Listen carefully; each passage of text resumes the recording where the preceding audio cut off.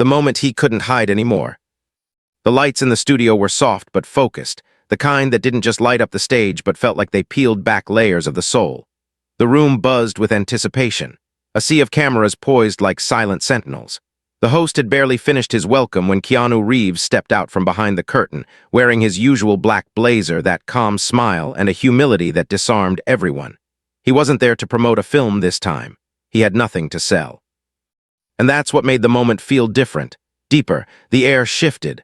The silence wasn't empty, it carried weight. The kind of silence that waited to become history.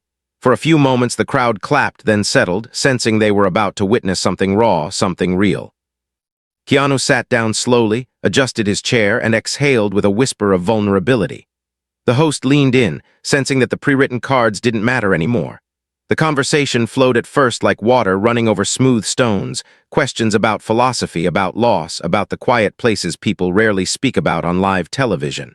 But then something cracked open. It wasn't loud, it wasn't dramatic. It was just one line, spoken too softly for drama but too honestly for the world to ignore. "I miss her in moments no one sees," Keanu said. The audience didn't know who he meant at first, but the tremble in his voice told the story before the words ever reached the air. His eyes didn't look at the host. They looked just past him, as if searching for something, or someone, something that had never left. Someone who had shaped the softest parts of him. And then he said her name, not for attention, not for the cameras, but as if saying it kept her presence alive. "Sandra, she understood the parts of me I didn't even understand myself," he whispered. The room fell still. This wasn't promotion, this wasn't press, this was confession. He spoke of friendship, but not the kind that fits in headlines. He spoke of the space between words, the safety of a glance, the comfort of someone who knows when to speak and when to just sit beside you in silence. He described a bond that didn't depend on scripts or spotlights, the kind of connection that outlasted premieres, distance, even time. And somewhere in that truth, he admitted what he had never said aloud, not even to her. "There was a moment long ago I wanted to say something, but I was afraid it would break what we had, so I stayed silent. And now I wonder," he paused, "if that silence was my biggest mistake." Somewhere backstage, hidden from the audience and even from him, Sandra Bullock had been watching. No one knew she was there. The producers hadn't planned it, she wasn't supposed to come. But when she heard he was going to speak on that show and something told her it wouldn't be just another interview, she came. Quietly, privately. She sat in a dark corner behind a thick curtain, watching the monitor, holding her hands tightly in her lap, trembling, because every word he said mirrored the ache she'd carried too. Years had passed. Life had moved on. They'd dated other people, they'd drifted, they'd smiled on red carpets and laughed in interviews. But none of that erased what was once there, buried under timing and fear and the kind of silent loyalty that chooses presence over pressure. They had never broken each other's hearts. They had simply missed the moment. And now, hearing him speak so openly, something inside her cracked open too. She blinked away tears, the kind that come not from pain but from recognizing something sacred, that maybe, just maybe, they both had waited long enough. The host leaned in. "If she's watching right now, what would you say?" Keanu's eyes didn't flinch. He didn't smile, he didn't perform. He just spoke. "I would say, I never stopped thinking about you. And if you ever felt alone in the quiet moments, know that I was holding that silence with you." The audience was stunned. Backstage, Sandra stood up, slowly, like her legs were carrying years of memories. Her eyes shimmered and she whispered to no one in particular, "Then maybe it's time we stop being silent." She stepped from the shadow and headed toward the light. She walked into the light. The applause had faded, replaced by something far more powerful, breathless silence. Keanu Reeves sat frozen in his seat, not from fear, but from something deeper. His soul had spoken before his mind could protect it, and now the words lived beyond the walls of the studio. But he didn't expect what came next. He didn't hear footsteps. He didn't hear gasps. What he felt was presence, a shift in the energy. Like the weight of unsaid years had finally started moving, like memory turned to motion. And then, like a scene pulled from the very center of a dream, Sandra Bullock appeared. Not through the front, not introduced by anyone, not escorted by crew. She walked out from the side of the stage like she was walking back into a part of her life she had left unopened for too long. She wasn't in makeup. She wore no dramatic dress. She looked like a woman who had been holding her breath for over a decade and was finally ready to exhale. Keanu didn't move. His eyes locked onto her, but his body stayed still, as if his heart had suddenly lost the ability to catch up to his reality. The audience erupted into stunned murmurs and applause, but their noise faded in comparison to what was happening between them. The lights caught her just right, not glamorous, not staged, just honest. And in that moment, she didn't see cameras. She saw a man who had just told the world what she always feared she'd never hear. She stood beside him, her breath trembling, her voice unprepared. But her soul was louder than anything she'd ever spoken. "Can I sit?" she asked, her voice barely above a whisper, raw and real.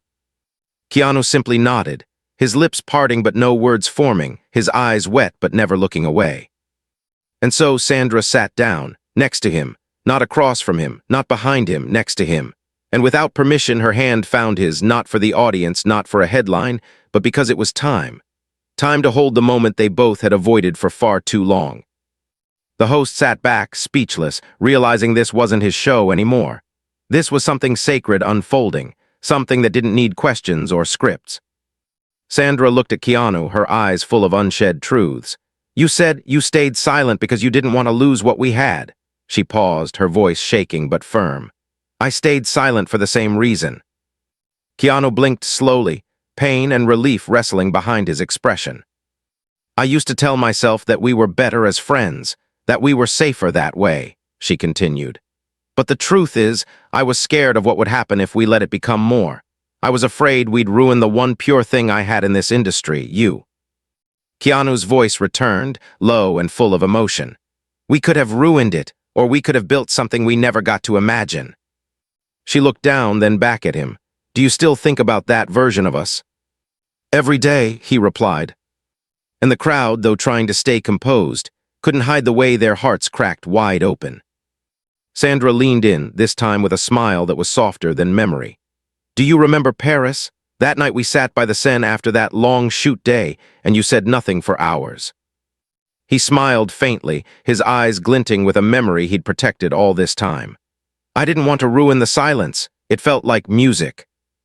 "It was," she whispered, "and I replay it often."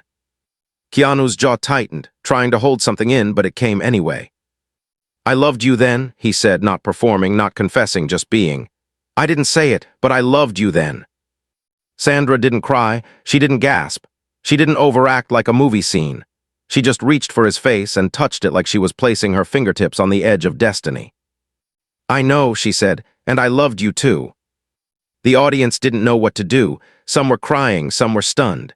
The host wiped his eyes, forgetting he was on camera. But it didn't matter. Because right there, under the studio lights, two people who had danced around their truth for years finally stopped dancing. They stood still, together.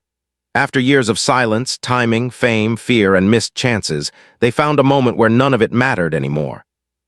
No scripts, no roles, no characters. Just Keanu and Sandra. Two hearts that had waited long enough. And just when it seemed like the moment couldn't be any more profound, Sandra looked into the camera, her voice steady and clear. "To anyone watching, if you love someone and you're scared to tell them, don't wait as long as we did. Silence is safe, but love is brave." And with that, she turned to Keanu. "You said your silence was your biggest mistake. Let's not make another one." Then she leaned in and gently, tenderly rested her forehead against his. No kiss, no drama, just the quiet intimacy of two souls finally finding the courage to stop hiding. The lights faded slowly as the audience stood up in silence, not clapping, not shouting, just standing. Because they knew. They had just witnessed something sacred. A car ride full of unfinished sentences. The audience had emptied slowly after the lights faded, but the silence they left behind carried something sacred, like a church after a whispered prayer. Keanu and Sandra remained seated for several moments, hands still entwined, foreheads no longer touching but hearts somehow even closer now. The producers had stopped giving instructions. The crew members walked softer than usual. Even the host, known for his quick wit and clever wrap-ups, stayed respectfully in the background, sensing this wasn't an ending. It was a beginning that demanded stillness. When Sandra finally stood, Keanu stood with her, not as if escorting a co-star, but like walking beside a truth long buried and finally breathing again. They didn't talk much as they left the studio. A quiet nod to the makeup artist, a soft thank you to the stage manager, a glance at the floor like it held every word they didn't speak over the past decade. Outside, the air was cool and smelled of fresh rain, though the sky hadn't opened yet. Their car was waiting. Not a limo, not a van, just a simple black SUV with tinted windows like the kind celebrities ride in when they want to disappear into normalcy. Keanu gestured toward the car, and Sandra smiled. "Still a gentleman," she murmured. "Only with you," he replied. As the door shut behind them and the city faded into a blur outside the windows, a different kind of quiet settled between them. Not the awkward kind, not the empty kind, but the kind that holds too many words at once, like an overfilled suitcase that you don't dare open too fast or everything might spill out. It was Sandra who finally broke it, her voice soft but honest. "I thought I would never hear you say those things, not in public, not like that."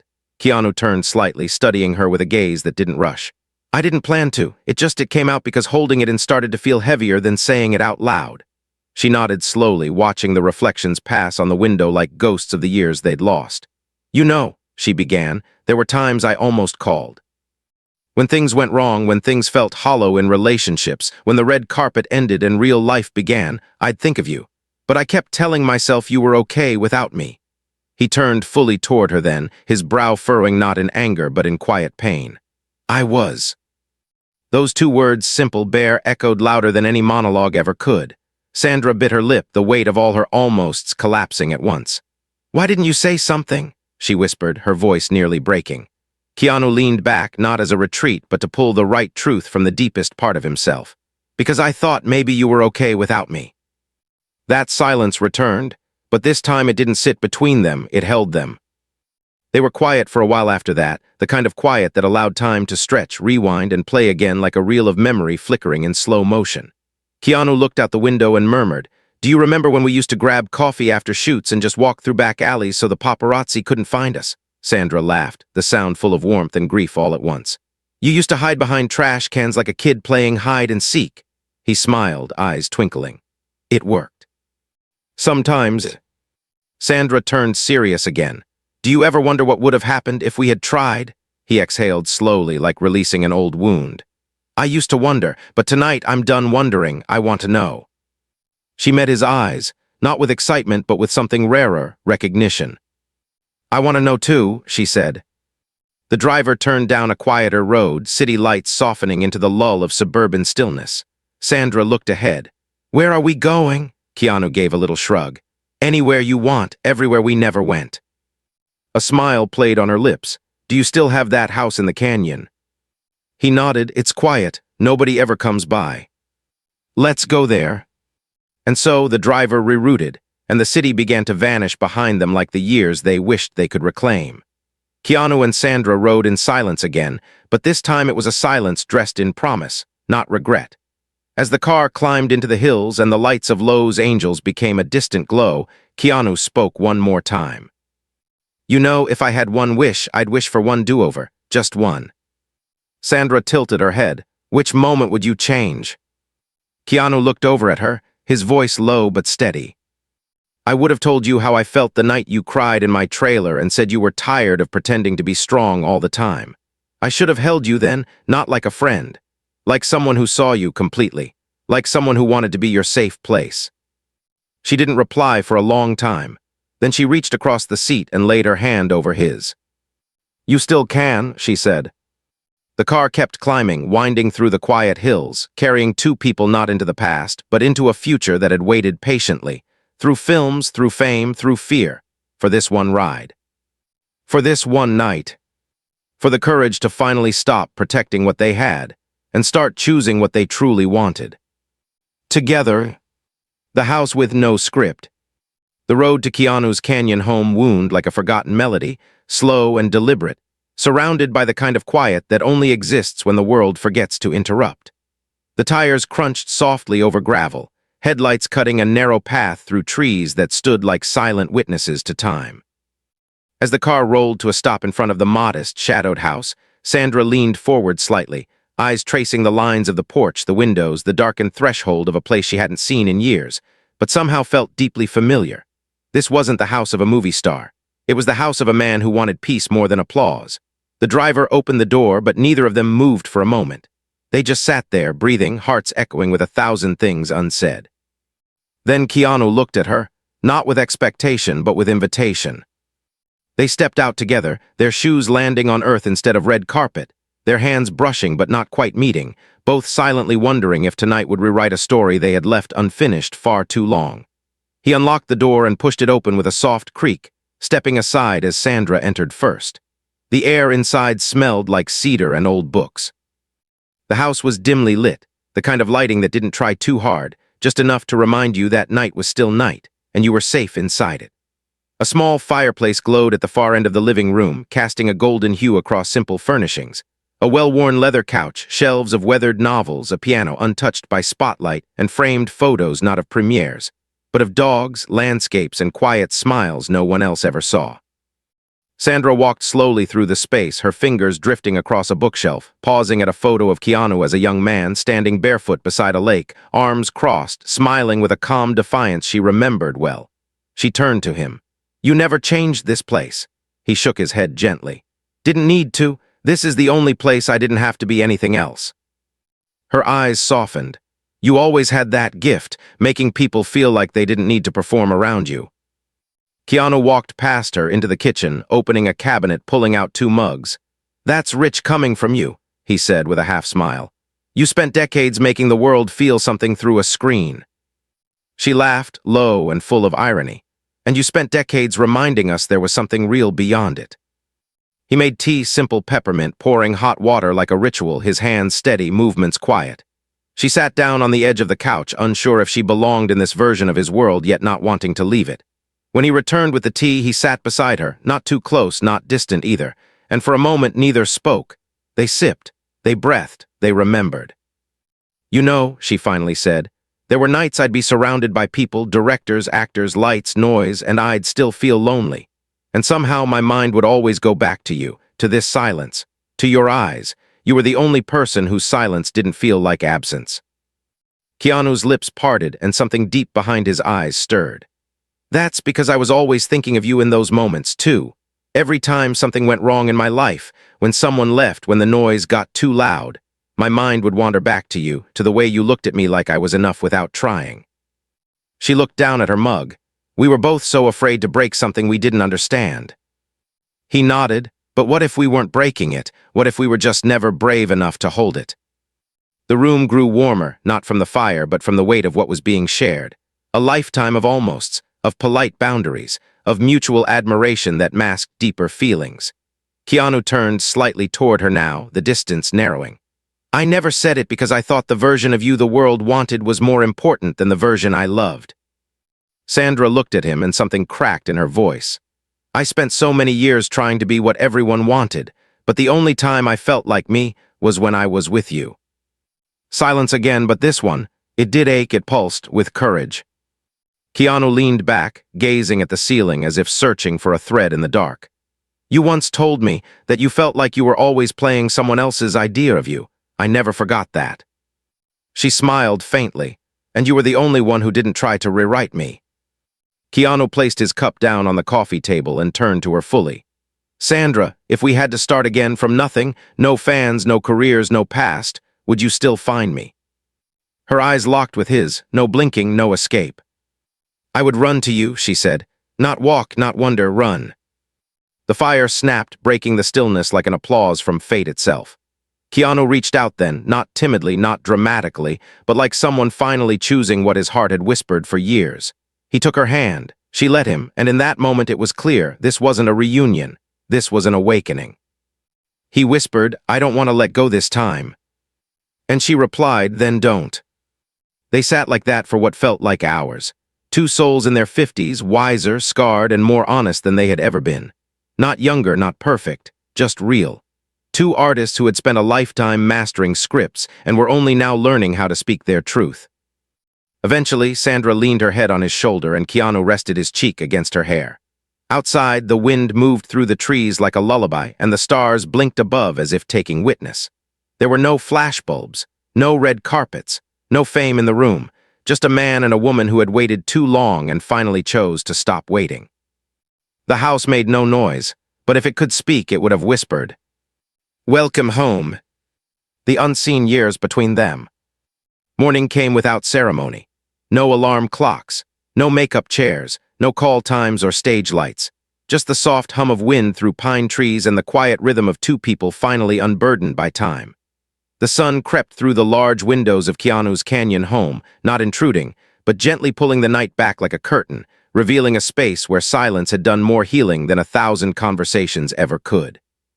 Sandra woke first, not startled, not hurried, just slowly, like a flower rising toward the warmth of something safe. Her head had fallen against Keanu's chest sometime during the night. They hadn't gone to bed. They hadn't changed clothes. They had just talked until their hearts found rest and their bodies gave in to peace. She sat up, careful not to wake him, and looked around the living room. It was exactly how she remembered from the rare nights she had visited after long filming days. Back when they were still just friends on paper, when their connection lived in pauses and glances, in half-finished sentences and stolen moments. She walked quietly into the kitchen, pouring water into the kettle, her movements automatic, familiar. It felt less like visiting a friend's house, and more like returning to a life she'd once lived in another universe, one where honesty didn't scare her.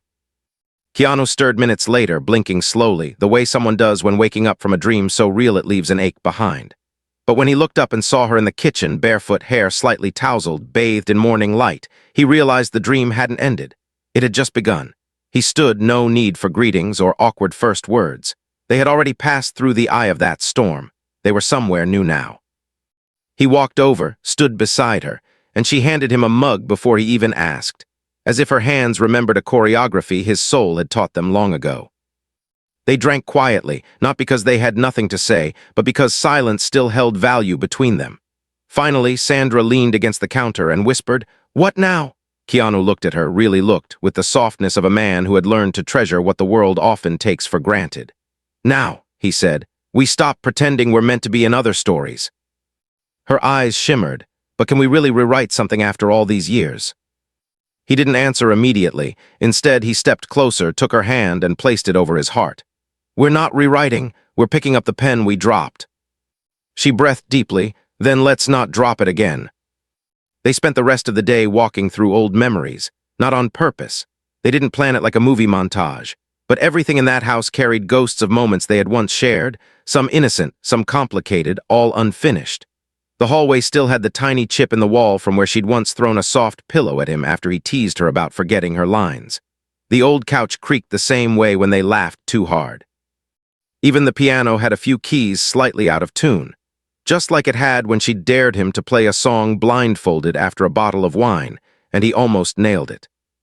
But they didn't just revisit their memories, they created new ones.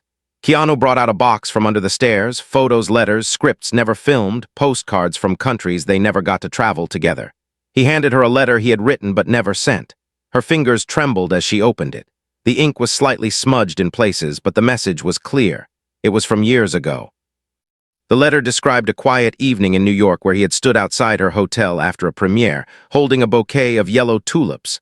The ones she had once told him reminded her of home. He had planned to walk in to surprise her, to tell her everything. But he saw her through the glass, laughing with someone else, seemingly content, and he walked away, leaving the flowers at the door with no note. Sandra's hands covered her mouth as she read it. "You were there." "I've always been there," he said quietly. She looked at him through tears that refused to fall, her voice a whisper cracked with years of regret. "I would have chosen you." Keanu stepped forward and gently placed his hand on her cheek. "Then choose me now." Her answer came not in words, but in closeness, in the way her body moved toward his, in the way her tears finally did fall onto his shirt, onto his shoulder, as she allowed herself to feel what she had locked away for so long. And Keanu didn't speak. He simply held her, the way someone holds something sacred. Later, as dusk settled in, they sat on the porch, legs pulled up, tea in hand, watching the sun fall into the arms of the canyon. Sandra turned to him with a quiet curiosity. "Why now, Keanu? Why finally speak all this on live television?" He looked out over the view, the trees below darkening, the sky streaked with gold and violet. "Because the world's too loud with things that don't matter, and for once I wanted to say something that did, something real." She smiled. It was real, all of it. Then he turned to her, eyes steady. "I want to spend the rest of our time proving that to you, not with words, with presence." Sandra reached out, took his hand, and for the first time in years didn't feel the need to run. She felt like staying. Keanu whispered, Do you believe in second chances? Sandra leaned her head against his shoulder, closing her eyes. Only when they feel like coming home. A question without cameras. The days that followed were unlike anything Sandra or Keanu had known before, not because of fame, not because of the cameras that now followed them more than ever, but because of the quietness they chose to protect. While the world speculated, while headlines ran wild with romantic rumors and nostalgic photos from old press tour, neither of them said a word publicly. They didn't need to, because sometimes when the soul is finally full, it no longer rushes to be understood. It simply lives. And that's what they did, live. Slowly, deliberately, like people who had spent decades racing through life's timelines and suddenly realized that real love doesn't arrive with fanfare. It arrives with a chair pulled up beside you, a hand reaching for yours when no one's looking, and the gentle rhythm of shared mornings where coffee is brewed not because it's needed, but because it's a reason to stay. Keanu stayed off-grid most days, no interviews, no sets. He let the world keep spinning while he focused on the only orbit that mattered now, hers. Sandra, too, canceled 2 promotional shoots, not out of rebellion but out of revelation. She realized what she needed most wasn't more visibility, it was presence. Authentic, undivided, soul-level presence. For the first time in years, she wasn't performing. She was simply being with him. And yet, with all the peace that now wrapped around them, there was one question, one moment, that hovered just above the quiet like a bird circling a still lake. It hadn't landed yet, but they both felt its shadow. It came one evening when they drove up the coast. No entourage, no destination, just a convertible, an overnight bag, and the winding cliffs of Big Sur unfolding in front of them like the chapters they never got to write. The ocean whispered below, wild and endless, and the sunset cracked open the sky in soft golds and deep violet hues. They pulled over near a cliff where the edge met the sky, got out, and stood there in silence, her arms wrapped around herself, his hands in his pockets. And then she asked the question, "Do you think we missed too much?" He didn't answer right away. Instead, he walked over, stood behind her, and wrapped his arms gently around her waist. She leaned back into him, and he whispered into her hair, "I used to think that. I used to mourn all the moments we could have had, vacations, birthdays, growing together instead of apart. But now, I think we took the long road because it's the only one strong enough to hold this." She turned slowly, placing her palms on his chest, grounding herself in the weight of the man she had always quietly loved. "I don't want to lose this," she said. "Not again, not in pieces." "You won't," he replied, pressing his forehead to hers, "because I'm not letting go, not this time." They stayed there until the stars came out, until the chill in the air made them move closer, not for warmth, but because some distances, once closed, should never open again. The next morning, in the middle of nowhere, Keanu woke early. The motel room was rustic, cozy, with sunlight leaking through floral curtains. Sandra was still asleep, curled toward the window, peaceful in a way that only honesty can provide. He watched her for a long time, memorizing the shape of this exact morning, knowing it was something he would hold even when years rolled forward. He got up, stepped outside barefoot, the ground cool beneath him. And then he did something he had never done for anyone else, not on set, not in interviews, not even in previous relationships. He picked up his phone and made a call, not to his agent, not to press, but to a small artisan jeweler in Vermont, one who crafted things slowly by hand with imperfections that made each piece sacred. He didn't say the word engagement. He didn't say urgent. He simply asked for something honest, a ring shaped like a whisper, one that carried silence and courage together, one that could sit on a hand that had waited for truth longer than most people ever do. When he came back in, Sandra was awake, her hair messy, her eyes still soft with sleep. He crawled back into bed beside her, pulled her into his chest, and just held her. Weeks passed, no announcements were made, no public gestures were posted. But those who knew them, those who truly knew the weight of years they'd carried, began to see the quiet changes, how they stood closer, how their hands now found each other naturally like magnets realigned, how their smiles reached deeper, how Sandra no longer darted her eyes away when his name was mentioned, how Keanu spoke slower when talking about her, as if guarding something precious.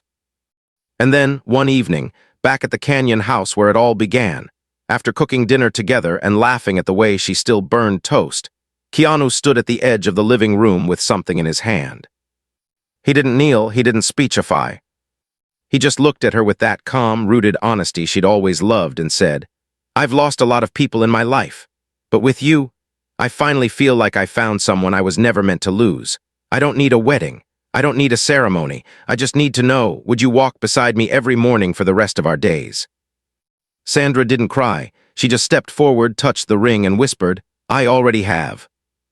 They didn't announce their engagement. They didn't rush into marriage. They didn't wear matching outfits or stage photographs. What they did was show up, day after day, in the kitchen, on the couch, in the in-between moments that never make headlines. They showed up for each other, finally fully. And that was everything.